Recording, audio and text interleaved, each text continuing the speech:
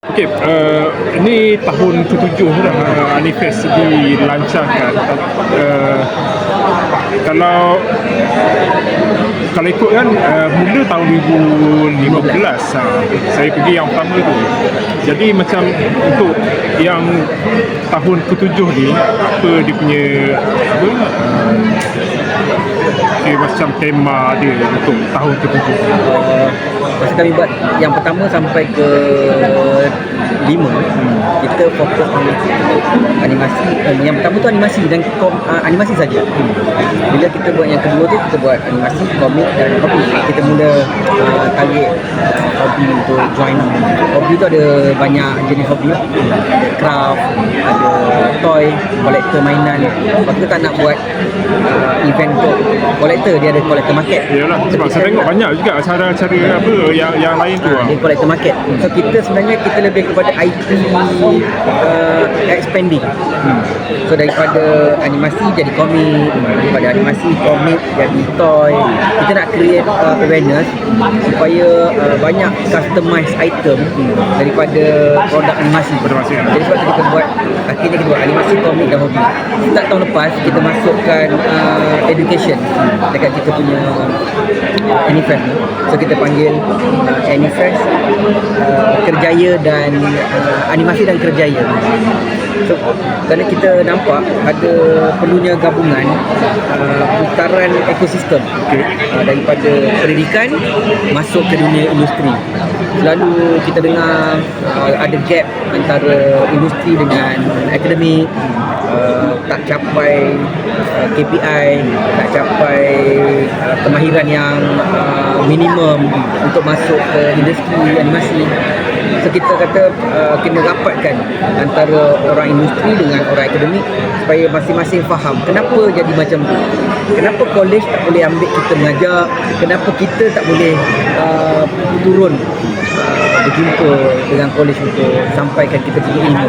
Akhirnya kita nampak platform Anifest ni satu platform yang bagus untuk kita gabungkan ke semua ni, supaya nanti bila college ni join kita, studentnya nampak ada opportunity untuk peluang internship, peluang pekerjaan, dan college pula nampak, universiti pula nampak orang industri ni ramai yang boleh dijemput untuk jadi fellow, jadi pensyarah tamu dan sebagainya.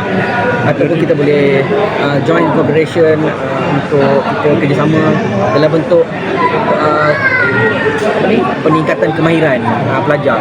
Dia belajar akademik tapi kemahiran tu kita bagi industri.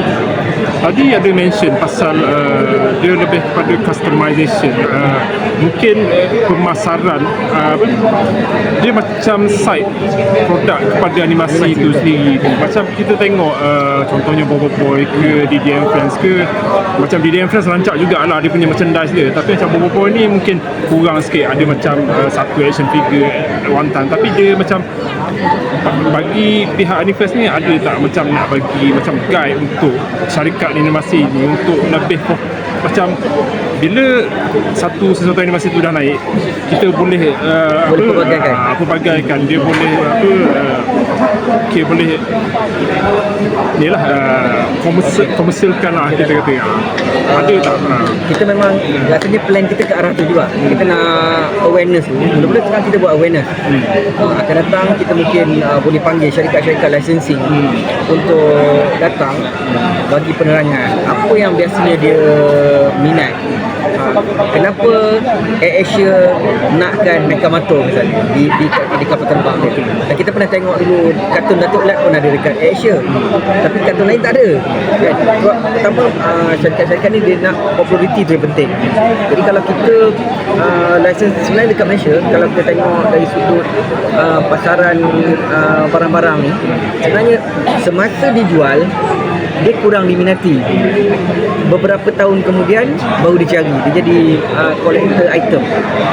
So kita create sekarang, walaupun sekarang orang tak nak, tak beli lagi misalnya. Ingat 10 tahun lagi orang mula nak kumpul. Mana siapa pernah beli Aquaman punya toy kan? Siapa pernah beli karakter mungkin karakter siapa-siapa kat sini kan. Lepas tu kita kenalkan, kita satukan dalam platform macam ni. Kalau tak semua working in silo, boy, dia tak join event macam ni. Dia mungkin nampak yang platform yang lebih besar kan. Kita nampak peminat ada kat sini, peminat kita cari ground event sebab peminat datang mudah. Jadi yang indie dengan studio animasi kecil ni kena belajar banyak. Datang kat sini dapat tengok macam mana studio yang dah besar buat dia punya sales, macam mana kita nak follow dia punya track. Lepas tu kita punya program, kita bawa perkongsian. Contoh sekarang tengah kita buat sekarang Encik Ai, dia dah pergi ke luar negara menang berpuluh award. So kita nak tengok macam mana orang baru startup company boleh belajar something, konten macam mana yang boleh bawa ke luar negara. Lepas tu kita dari Anify, dari yang pertama kita kata kepelbagaian industri merancakkan, kepelbagaian seni merancakkan industri. So jenis macam-macam animasi ni kita raih semua, baru kita dapat collect peminat tu. Nampak sebenarnya animasi Malaysia ni besar, bukannya satu jenis. Kita nak bagi kefahaman tu. Okey,